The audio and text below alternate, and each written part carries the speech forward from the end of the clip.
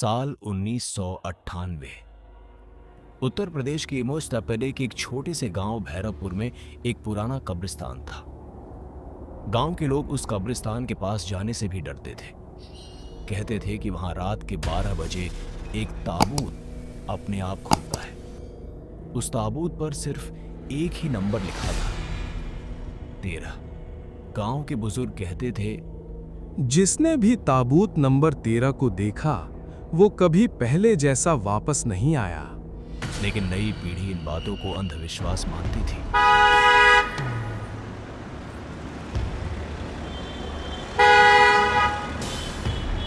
एक दिन शहर से 5 दोस्त गांव घूमने आए।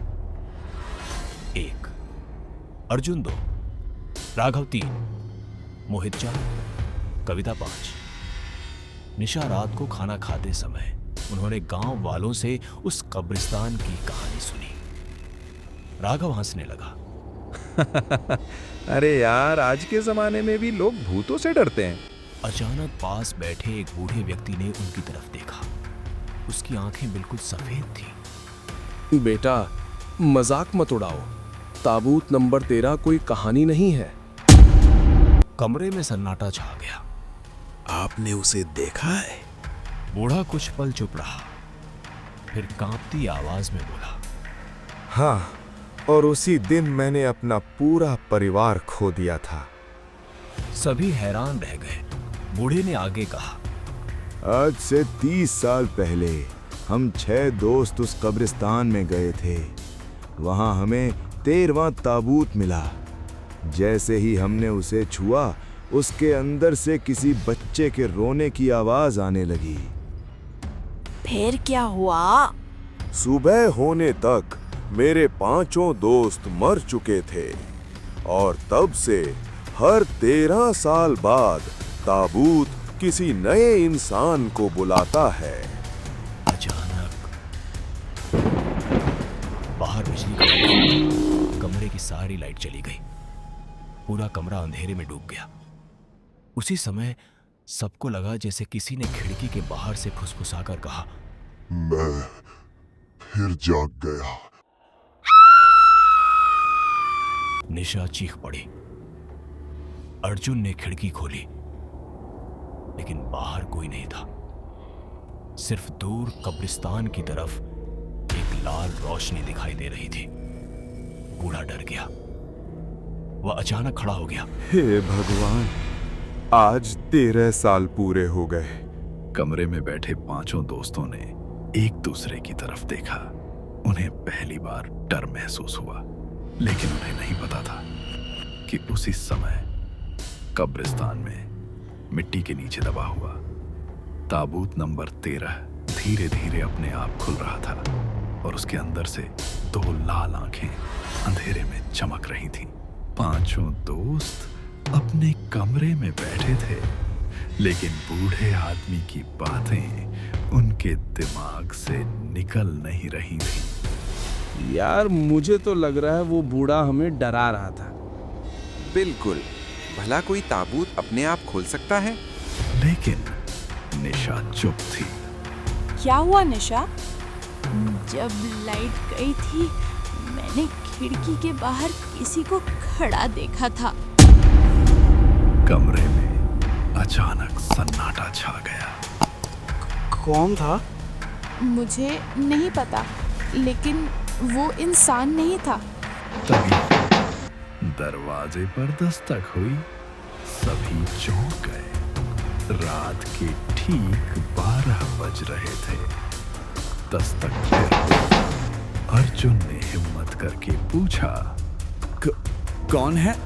बाहर से कोई जवाब नहीं आया। दस्तक बंद हो गई। कुछ सेकंड बाद इस बार आवाज और तेज थी। राघव उठकर दरवाजे की तरफ गया, लेकिन उसने दरवाजा खोला। बाहर कोई नहीं था। बस जमीन पर एक पुरानी लकड़ी की पट्टी पड़ी थी। राघव ने उसे उठाया।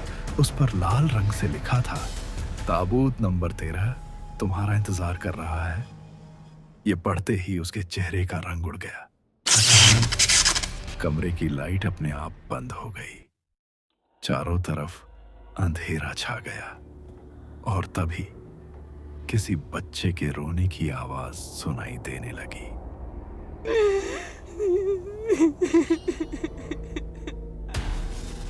ये आवाज कहाँ से आ रही है?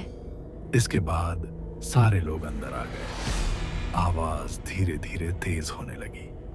फिर कमरे के कोने में रखी पुरानी अलमारी अपने आप खुल गई।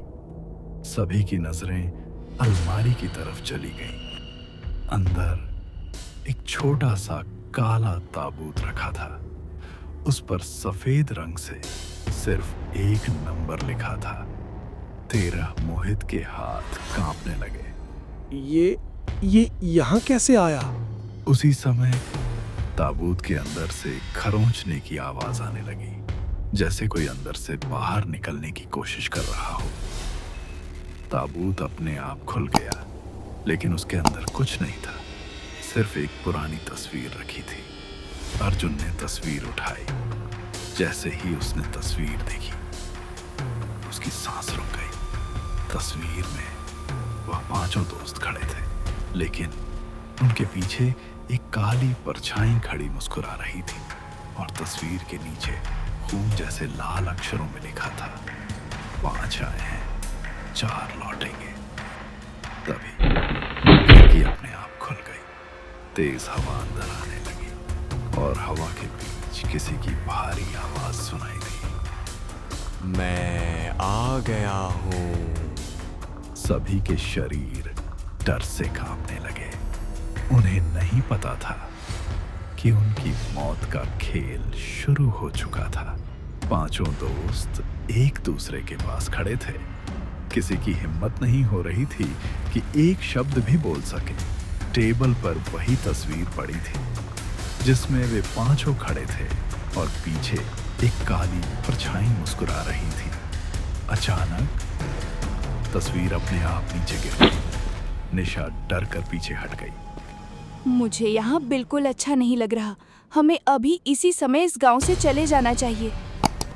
हाँ, मुझे भी कुछ ठीक नहीं लगा। लेकिन अर्जुन तस्वीर को घूर रहा था। उसने कांपते हाथों से तस्वीर उठाई।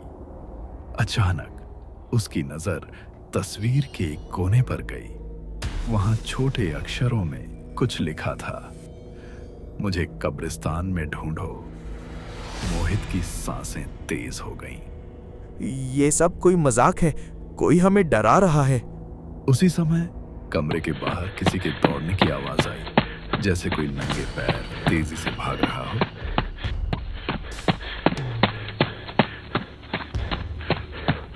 सभी ने एक दूसरे की तरफ देखा। फिर आवाज अचानक बंद हो गई। पूरा घर फिर से खामोश हो गया।